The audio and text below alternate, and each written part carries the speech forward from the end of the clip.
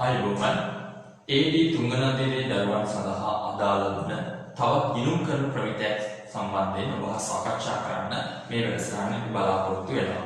ඒ තමයි LKS 12 ආදායම් බදු ගිණුම් කරන ප්‍රමිතිය සම්බන්ධයෙන්. මේ වෙනකොට ඔයගොල්ලෝ ටැක්සේෂන් නැත්නම් බදුකරණය කියන සබ්ජෙක්ට් එක නැත්නම් විෂය මේ වෙනකොට බොහෝ දුරක් ඉගෙනගෙන ඇති. තනි පුද්ගල ආදායම් බදු කොහොමද ගණනය කරන්නේ? හවුල් ව්‍යාපාරයක සහ සමාගම්වල ආදායම් බදු ගණනය කිරීම පිළිබඳව ඔබ මනා දැනුමක් ලබාගෙන ඇති ටැක්සේෂන් නැත්නම් බදුකරණය කියන විෂය ඉගෙන ගැනීම තුලින්. මේ ප්‍රමිතිය අදාළ වෙන්නේ ආදායම් බදු සඳහා ගිණුම්කරණය නිසා. දැන් ටැක්ස් එකකින් ටැක්ස් සබ්ජෙක්ට් එකෙන් තම බදුකරණය කියන විෂයෙන් ඔයගොල්ලෝ ටැක්ස් එක හදන විදිය, බද්ද හදන විදිය ඉගෙන ගන්න. ඒ හදන බද්ද ගිණුම්කරණය කරන්නේ කොහොමද කියන එකයි මේ ආදායම් බදු ගිණුම් කරන ප්‍රමිතියෙන් අපි කතා කරන්නේ. මෙහි බදු වන ලාභය මත තීරණය වන බදු සඳහා මෙම ප්‍රමිතිය අදාළ වේ. හරි. නිර්වචනයෙන් අපි කතා කරමු. එකක් පළවෙනි ගිණුම් කරන ලාභය. ගිණුම් කරන ලාභය තමයි දරුවනේ අපි මේ සම්පූර්ණ කාල පරිච්ඡේදය පුරාවට AD තුන්වන අදියරේ වෙන්න පුළුවන්, AD පළවන අදියරේ වෙන්න පුළුවන්, දෙවන අදියරේ වෙන්න පුළුවන්. මේ හැම අදියරේදීම අපි ඉගෙන ගන්න ගිණුම් කරන ලාභය හොයන විදිය. කිසියම් නිශ්චිත කාල පරිච්ඡේදයක ආදායම් බදු අඩු කිරීමට පෙර තම බදු පෙර සුද්ධ ලාභය කියන එක අපි හොයාගන්නේ මෙන්න මේ ගිණුම් කරන ලාභය කියන එක. හරි. එතකොට උපචිත පදනමට විවිධ වූ ගිණුම් කරන මූලධර්මයන් පරිච්ඡේදයෙන් භාවිතා කරලා අපි මේ ගිණුම් කරන ලාභය හොයාගන්නවා. කිසියම් කාල පරිච්ඡේදයක බදු වියදම අඩු කිරීමට පෙර බදු පෙර සුද්ධ ලාභය. එනම් උපචිත පදනම මත කාල පරිච්ඡේදයට අදාළ ආදායම් හා වියදම් අනුව ගණනය කෙරේ. ඔබ තනි පුද්ගල ව්‍යාපාරයක වේවා, හවුල් ව්‍යාපාරයක වේවා, සමාගමක වේවා උපචිත පදනම භාවිතා කරලා බදු පෙර සුද්ධ ලාභය හොයනවා. උපචිත පදනම කිව්වොත් කාල පරිච්ඡේදයට අදාළ ආදායම් හා වියදම තමයි අපි සැලකිලිට ගන්න. හරි. ඒතර බදු වන ලාභය කියන්නේ මොකද්ද? බදු වන ලාභය කියලා කියන්නේ දරුවනේ බදු අධිකාරියට, බදු පරීක්ෂණයට, බදු නියමයන්ට, බදු නීතියට අනුකූල වෙලා අපි හදන ලාභය. හරි. බදු වන ලාභය නැත්නම් බදු වන ලාභය වෙන්නත් පුළුවන්. ඒ බදු වන ලාභය හදන්නේ මේ අපි හදාගන්න ගිණුම් කරන කට්ටලය දිහා බලාගෙන අපි සකස් කරන ලබන ගිණුම් කරන අපේ කන්සෙප්ට් එක නැත්නම් මූල ප්‍රකාශන කට්ටලයේ මත ඉඳගෙන අපි බදු රීතීන්ට, බදු පරිශ්‍රයන්ට, බදු නීතීන්ට ඒ මූල ධර්මයන්ට අදාළ වෙන විදිහට බදු වන ලාභය හදාගන්න. ඔන්න ඒ බදු වන ලාභයට තමයි අපි බදු වියදම ගන්නේ නැත්නම් ප්‍රවර්තන ආදායම් බද්ද ගන්නේ වෙන්නේ බදු වන ලාභයට. බදු අධිකාරිය විසින් නියම කරන රීතීන්ට අනුව ගෙවිය යුතු ආදායම් බද්ද ගන්නේ කිරීම සඳහා යොදා ගන්න ලාභය හෝ අලාභය. හරියට ප්‍රවර්තන බද්ද කියන එක ගන්නේ වෙන්නේ ඔය බදු වන ලාභයට. හරි. ඒකට ඔකට අපි වෙනම බදු ගණනය කිරීමේ පත්‍රිකාවක් සකස් කරනවා. මේ මූල්‍ය ප්‍රකාශන කට්ටලේ අපි ගිණුම්කරණයෙන් හදන, ගිණුම් කරන පදනම මත හදන, ගිණුම් කරන ලාභය ගන්න හදන විස්තීර්ණ ආදායම් ප්‍රකාශ, මූල තත්ත්ව ප්‍රකාශ, මුදල් ප්‍රවාහ ප්‍රකාශ, නිගමන සීම ප්‍රකාශ ඔය සියල්ලටත් එක්ක බදු ගණනය කිරීමේ පත්‍රිකාවක් නැත්නම් බදු වලට බදු වන ලාභය හොයන්න වෙනම පත්‍රිකාවක් අපි මූල ප්‍රකාශන කට්ටලයක වෙනම සකස් කිරීමක් කරනවා. හරි.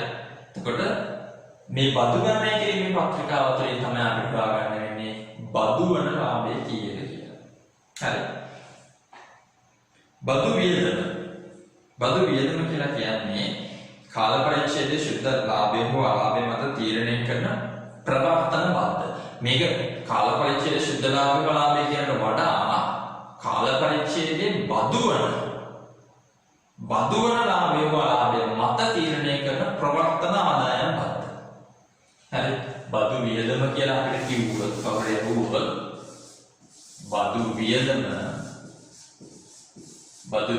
කියන්නේ කාල පරිච්ඡේදයට අදාළ බදු වන ලාභය හෝ අලාභය මත ගණනය වෙන ප්‍රවර්තන ආදායම් බද්ද ධන විලම්භීත ආදායම් බද්ද. හරි. බදු වියදම වෙන්නේ කාල පරිච්ඡේද ශුද්ධ ලාභ වලම තීරණය කරන ප්‍රවර්තන බද්ද හා විලම්භීත බද්ද යන දෙකේ එකතුව. ප්‍රවර්තන බද්ද සහ විලම්භීත බද්ද කියන දෙකේ එකතුව. එතකොට ප්‍රවර්තන බද්ද කියලා කියන්නේ අර මං ඉස්සෙල්ලා කිව්වා වගේ කාල පරිච්ඡේදයට අදාළ බදු වන ලාභය මත බදු වන ලාභය හෝ අලාභය මත ගණනය කරනු ලබන ගෙවිය යුතු ආදායම් බද්ද. හරි. ප්‍රවර්තන බද්දෙන් කිසියම් කාල පරිච්ඡේදයක් සඳහා බදු වන ලාභය තන ලාභය වෙන්නත් පුළුවන් වෙනුවෙන් ගෙවිය යුතු ආදායම් බද්ද. ඒත් ප්‍රවර්තන බද්ද තමයි අපි අර බදු පත්‍රිකාවල මත ගණනය කරගන්නේ. මෙයාව කියනනම් බදු පදනම කියන වක්කමක් හෝ වක්කීමක් හා සම්බන්ධ වන බදු කාර්යයන් සඳහා අදාළ වන වටිනාකම. වක්කමක් හෝ වගකීමක් සම්බන්ධව බදු ගණනය කරනවා නම් ඒ බදු ගණනය කරන අපි භාවිතා වන වටිනාකම තමයි බදු පදනම කියලා කියන්නේ. මේ විලම්භීත බද්ද ගැන කතා කරන්න කලින් හරි දැන් උතන බදු වියදමේ තිබ්බනේ කොටස් දෙකක් එකක් ප්‍රවර්තන බද්ද අනිත් එක විලම්භීත බද්ද. එතන විලම්භීත බද්ද ගැන කතා කරන්න කලින් මෙන්න මේක ගැන පොඩ්ඩක් කියන්න ඕන.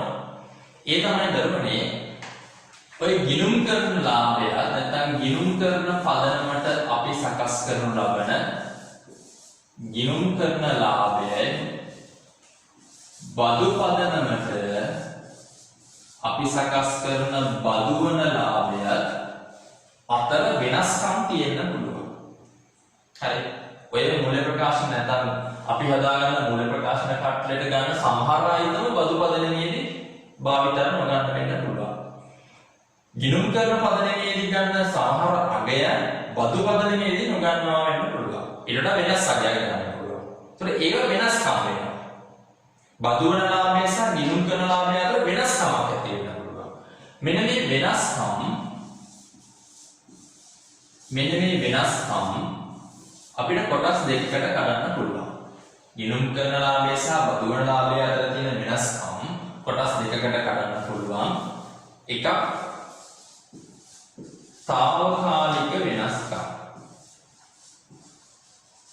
తాවකාලික වෙනස්කම්. අනිත් එක තමයි ස්ථීර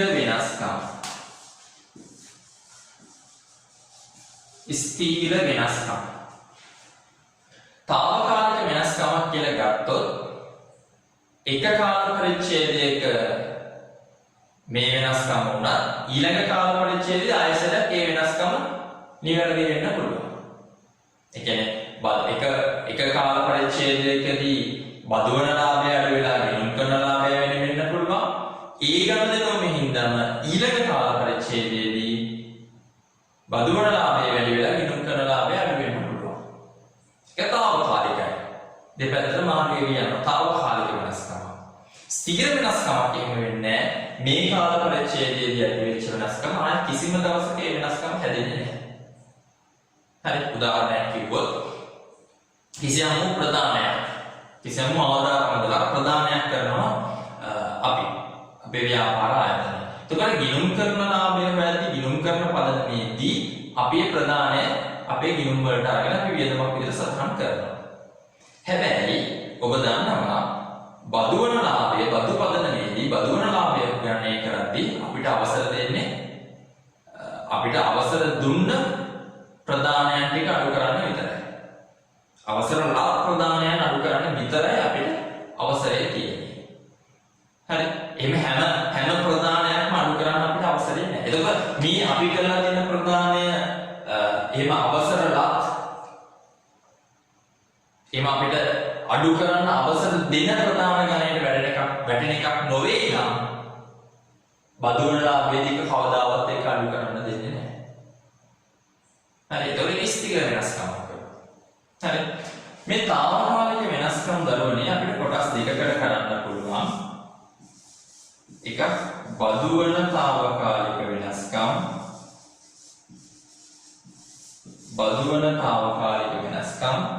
අනිත් එක තමයි අඩු කරගත හැකි අඩු කරගත හැකි తాවකාලික වෙනස්කම්. ඔබගේ සටහන් පොතක මේක ඇඳගත්ත වඩා වටීවි.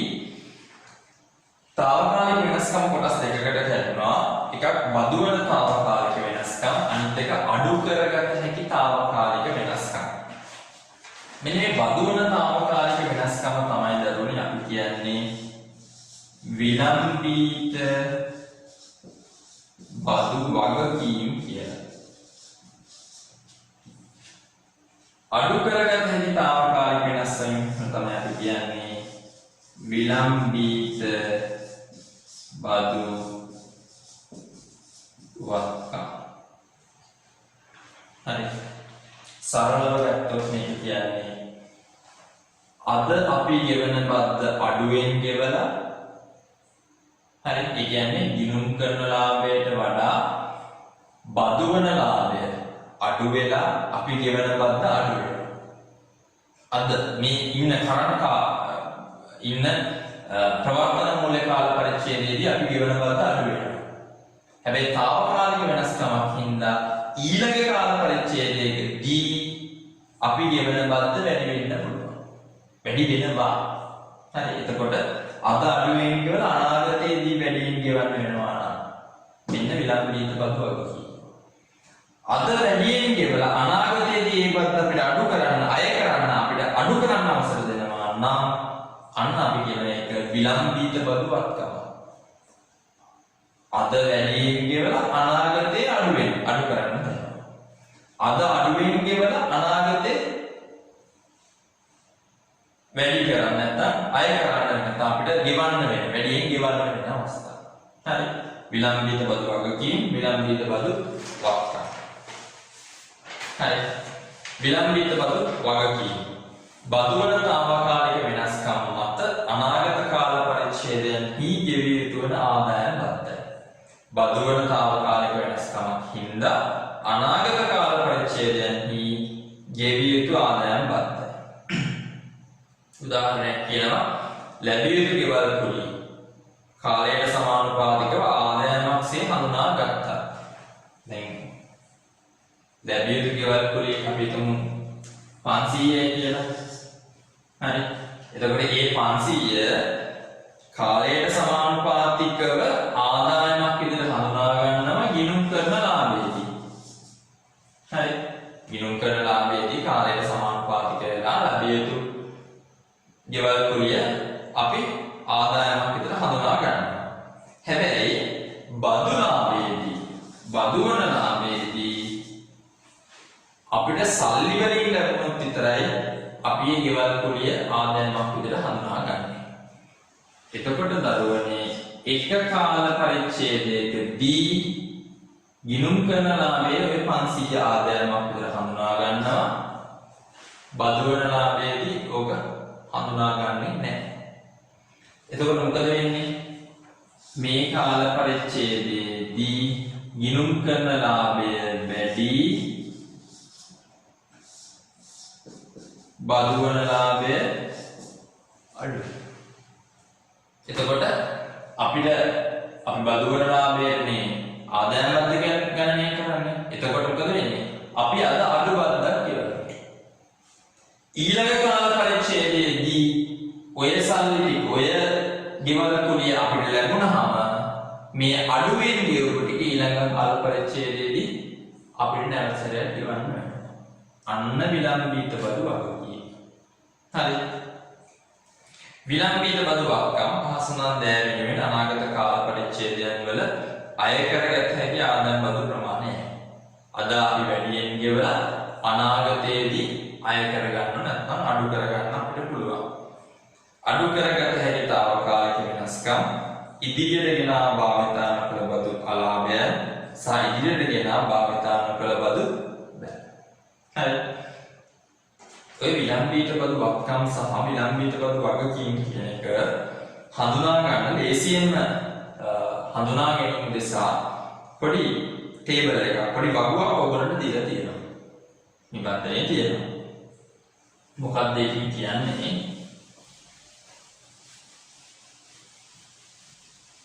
තමයි වත්කමක බදු පදනමයි වගකීමක බදු පදනමයි දෙනවා. හරි. වත්කමක බදු පදනමක් තියෙන්න පුළුවන්, වගකීමක බදු පදනමක් තියෙන්න පුළුවන්. සාපේක්ෂව වැඩි, කාට සාපේක්ෂව වැඩිද? ගිණුම් කරන ලාභයට සාපේක්ෂව බදු වන ලාභය වැඩි. හරි. නැත්නම් ගිණුම් කරන පදනමට සාපේක්ෂව බදු පදනමේදී වත්කමක අගය වැඩි වෙනවා. මෙයා සාපේක්ෂව අඩුයි. ඒත් එක මතක තියාගන්න, සාපේක්ෂව වැඩි හෝ අඩුයි කියලා කියන්නේ ධාරණ අගය. හරි. හොඳට බලන්න. වත්කමක බදු පදනම සාපේක්ෂව වැඩි නම් එතන ඇති වෙන්නේ විලම්බීත බදු වත්කම. වත්කමක බදු පදනම සාපේක්ෂව වැඩි නම්, කාට සාපේක්ෂවද? ගිණුම් කරන පදනමට සාපේක්ෂව වැඩි නම් එතන ඇති වෙන්නේ විලම්බීත බදු වත්කම. වත්කමක බදු පදනම සාපේක්ෂව අඩුයි නම් එතන ඇති වෙන්නේ විලම්බීත බදු වගකීම. වගකීමක බදු පදනම සාපේක්ෂව වැඩි නම්, කාට සාපේක්ෂද? ගිණුම් කරන පදනමට සාපේක්ෂව වැඩි නම් එතන ඇති වෙන්නේ විලම්බීත බදු වගකීමක්. වගකීමක බදු පදනම සාපේක්ෂව අඩුයි නම් එතන ඇති වෙන්නේ විලම්බීත බදු වත්කම. ඔන්න ඔය ටේබල් එක මතක තියාගන්න. හරි. ඒතර හරි ලේසියෙන් විලම්බීත බදු වත්කමක්ද වගකීමක්ද කියන්නේ කියලා අපිට හඳුනා ගන්න පුළුවන්. විලම්බීත බද්ධ ගණනය කිරීම. කාල පරිච්ඡේදයක බදු වියදම ප්‍රවර්තන බදු වියදමට විලම්බීත බදු වියදම එකතු කිරීමෙන් හෝ අඩු කිරීමෙන් ලබා ගැනීම. අපි මුලින්ම කතා කරපු එක බදු වියදම කියන්නේ ප්‍රවර්තන ආදායම් බද්ධ ධන විලම්බීත ආදායම් බද්ධ. වාර්තා කරන කාල පරිච්ඡේදය සඳහා විලම්බීත බදු වත්කම් ශේෂ සහ විලම්බීත බදු බැරකම් වල ශේෂ වෙනස් වීම විලම්බීත බද්ධෙන් පෙන්වන්න කරන්නේ. වගකීම් හා වත්කම් වල වෙනස් වීම මත තමයි විලම්බීත බද්ධ අපිට ගණනය කරන්න පුළුවන්. අභ්‍යාසයක් කියලා තියෙනවා. අපි බලමු.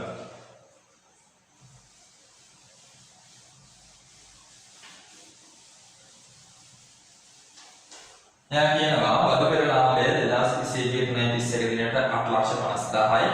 බද්ධට යටත් ලාභය 8,65,000යි. අවුරුද්දේ ආරම්භක දවසේ විලම්බීත බදු වගකීම 1,80,000යි. බදු වත්කම් 65,000යි.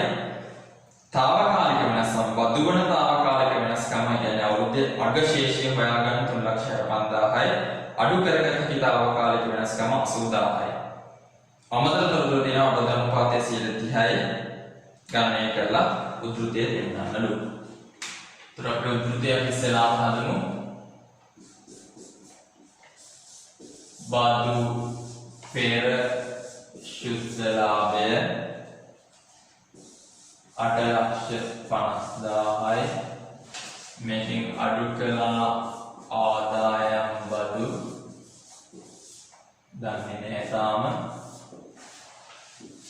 අඩු කරාම එන්නේ බදු පසු ශුද්ධ ලාභය. හරි. මෙන්න පෙර වැඩ වල එක අපි ඉස්සලාම බදු වියදම මෙතෙන්ට න ආදායම් බදු වියදම ගණනය කරගමු. ආදායම් බදු වියදම කියලා කියන්නේ ප්‍රවර්තන ආදායම් බද්ධ ධන විලම්බීත බද්ධ. එනම් ප්‍රවර්තන ආදායම් බද්ධ. ප්‍රවර්තන ආදායම් බද්ධ කොහොමද හොයන්නේ? බද්ධරයට ලාභයේ තියෙන 8,65,000යි. වැඩි කරා 130යි. 8,50,000 වැඩි කරා 130යි. අපිට නම් 2,59,500. එයාට එකතු වෙන්න ඕන විලම්බීත බද්ධ. විලම්බීත බද්ධ. හරි. විලම්බීත බද්ධ අපි එකතු කරන්න ඕන. විලම්බීත බද්ධ හදන්න අපි ගහමු. හරි. මෙන්න මෙතන අපිට තියෙනවා. හරි. පෙර වැඩේ දෙවෙනි කොටස. අපි ගහමු විලම්බීත බදු ගිණුම. විලම්බීත බදු ගිණුම. හරි. විලම්බීත බදු ගිණුම. විලම්බීත බදු ගිණුමේ ආරම්භක ශේෂ ටික තියෙනවා. විලම්බීත බදු වගකීමක් තියෙනවා. ශේ බැල පැත්තේ 1,80,000යි. විලම්බීත බදු වක්කම තියෙනවා 65,000යි. හරි. අවුරුද්දේ අවසාන දවස්වලට තියෙන බදුවන తాවකාලික වෙනස්කම සහ අඩු කරගත හැකි తాවකාලික වෙනස්කම තියෙනවා. බදුවන తాවකාලික වෙනස්කමෙන් ඇති වෙන්නේ මොකක්ද? විලම්බීත බදු වගකීම. අඩු කරගත හැකි తాවකාලික වෙනස්කමෙන් ඇති වෙන්නේ විලම්බීත බදු වක්කම. එහෙනම් අපි හොයනවා බදුවන తాවකාලික වක්කමෙන් එන්නේ බදුවන తాවකාලික වෙනස්කමෙන් අපිට එන්නේ විලම්බීත බදු වගකීම. එන අවුරුද්දේ අගට තියෙන විලම්බීත බදු වගකීම කීයද? 3,65,000 වැඩි කිරීම 100ට 1,09,500. එතකොට අවුරුද්දේ අගට තියෙන විලම්බීත බදු වගකීමේ ශේෂය තමයි 1,09,500. ආරම්භක ශේෂය බැරනම් ශේපාගේන්නේ හර පැත්තේ. ඊට පස්සේ ඊළඟ අවුරුද්දට බැලට යනවා. හරි. අඩු කරගත හැකි తాවකාලික වෙනස්කම් තියෙනවා. අඩු කරගත හැකි తాවකාලික වෙනස්කම් වලින් ඇති වෙන්නේ විලම්බීත බදු වක්කම්. විලම්බීත බදු වක්කම් 80,000යි 80,000ට 120යි 24,000. ආරම්භක ශේෂය හරනම්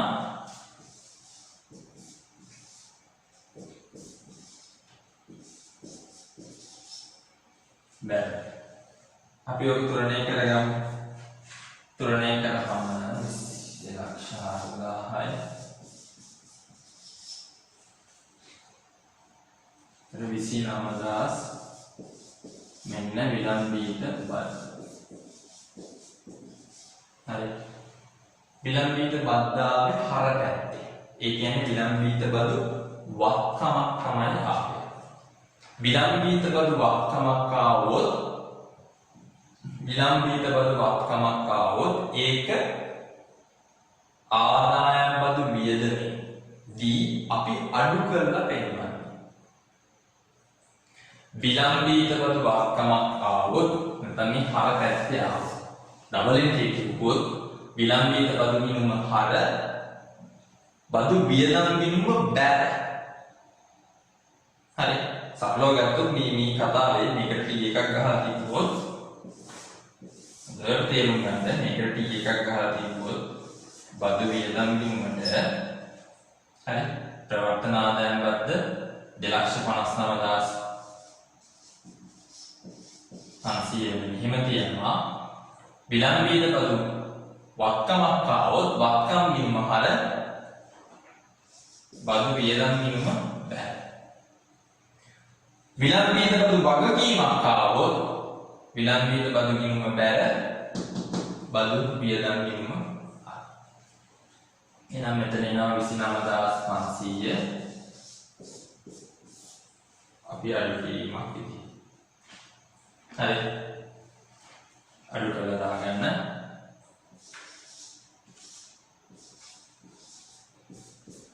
දෙලක්ෂ 30000යි. තොරණ ආදායම් බදු වියදම තියෙනවා දෙලක්ෂ 30000. 6,20,000ක් වෙනවා.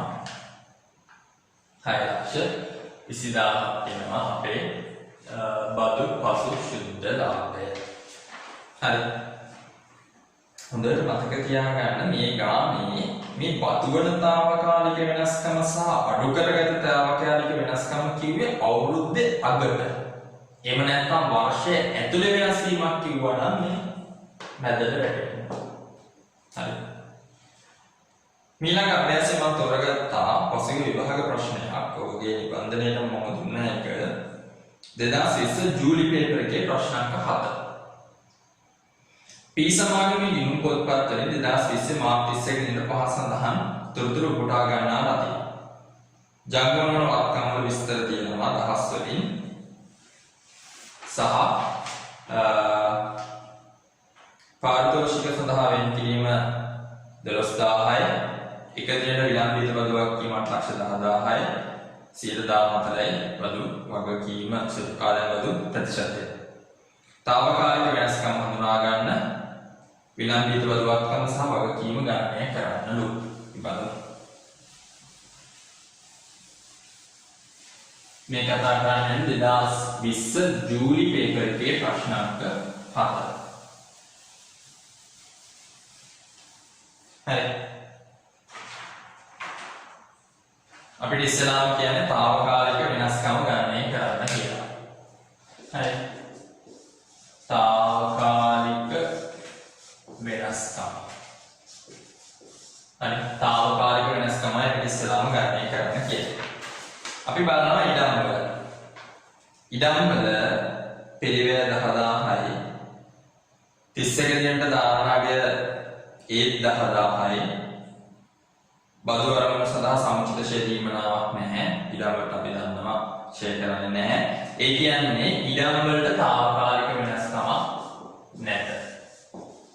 ඉඩම් වලට తాවකාලික වෙනස්කම් නැහැ. ඒ කියන්නේ විලම්භිත බදුවක්කමක් හෝ වක්කීමක් ඇතිවීමක් වෙන්නේ නැහැ. පිළියෙත උපකරණ.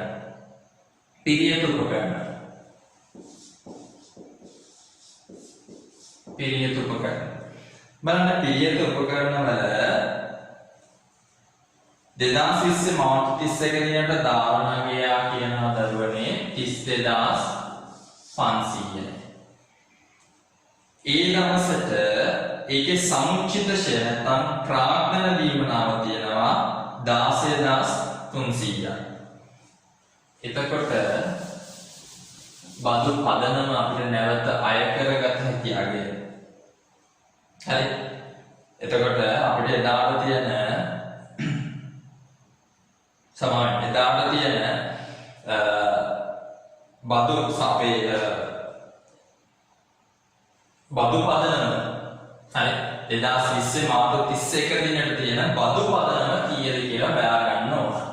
එතකොට පිළිවෙල තියෙනවා 40000ක්. ප්‍රාග්ධන දීමනාව තියෙනවා 16300ක්. ඒතර මේ තියෙන්නේ ගිණුම් කරන පදනම, මේ තියෙන්නේ බදු පදනම. හරි. ගිණුම් කරන පදනමේ 32500යි.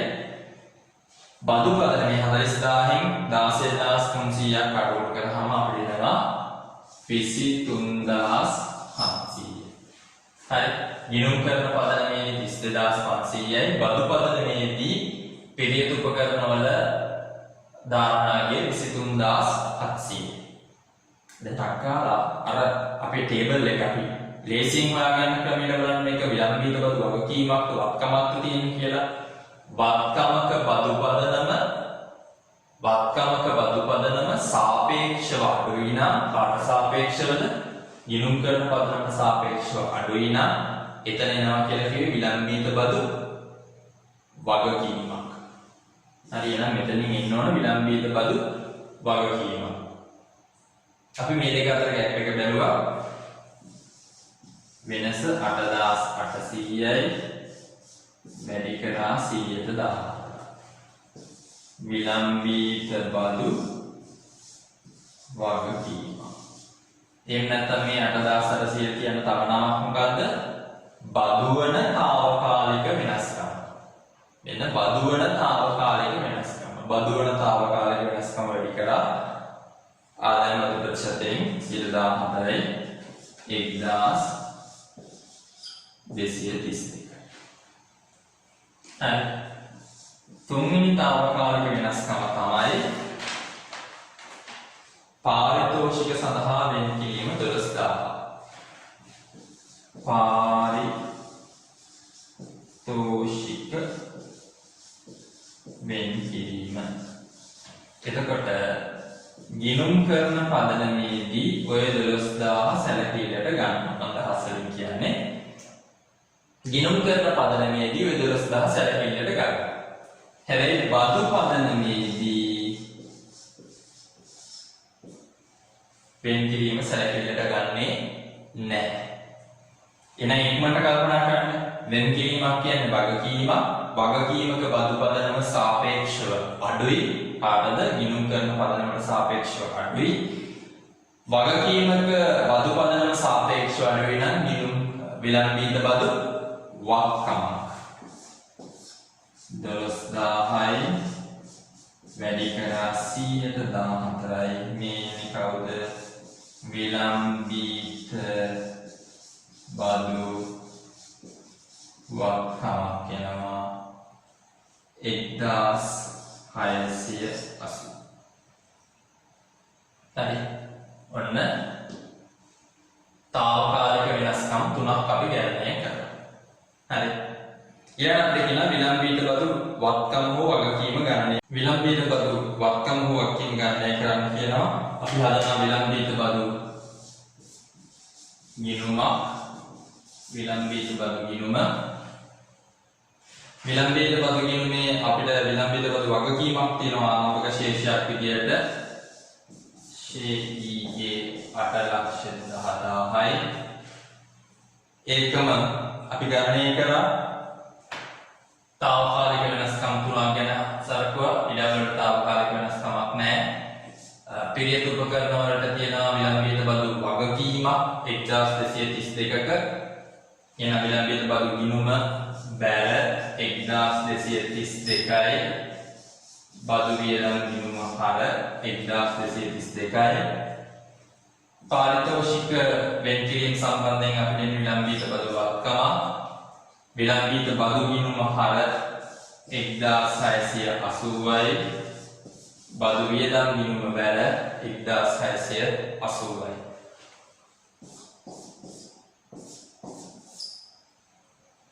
අපි මේක තුලනය කරලා බලනවා. අපිට එනවා එතකොට 2042යි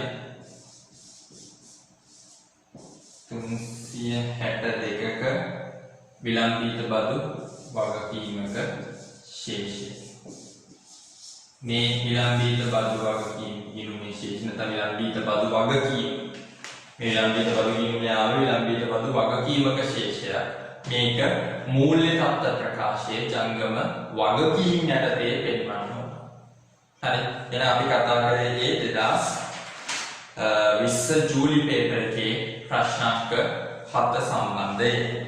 ඒ විදිහට ඔබගේ පසුගිය භාග ප්‍රශ්න පත්‍රවල මේ දේශි ප්‍රශ්න කිහිපයක් තියෙනවා. ඒ ප්‍රශ්න ඔබ වැඩසටහන එක්කම වැඩසටහන හොඳට බලලා ඔබගේ අවශ්‍ය සටහන් තබාගෙන ඒ පසුගිය විභාග ප්‍රශ්න නිවැරදිව සිදු කරන්න, නිවැරදිව ගණනය කරන්න, ඒ ගණන් ටික හදන්න.